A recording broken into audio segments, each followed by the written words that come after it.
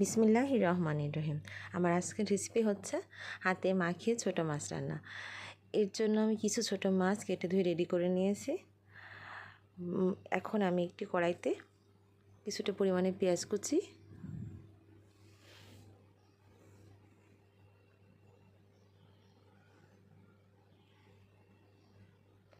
কয়েকটা কাঁচামরিচ, সামান্য পরিমাণে হলুদের গুঁড়া, কিছুটা লবণ,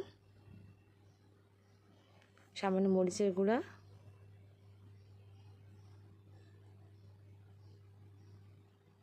একটু জিরে গুঁড়া, মশলাটা খুব ভালো মতন মাখিয়ে নেব। এমনভাবে মাখাতে হবে যেন পেঁয়াজগুলো একটু নরম হয়ে আসে।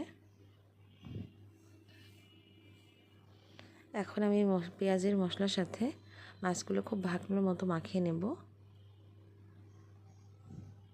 মাখানো যত ভালো হবে মাছের টেস্টটা তত ভালো আসবে।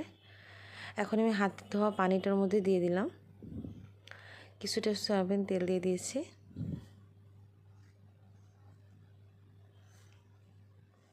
ব্যাস চুলায় বসিয়ে দিলাম। মাছ রান্নাটা প্রায় হয়ে এসছে। আরও কিছুক্ষণ আমি জাল দিয়ে নিলাম। অল্প সামান্য ঝোল রাখবো আমি। ব্যাস আমার রান্না হয়ে গেছে।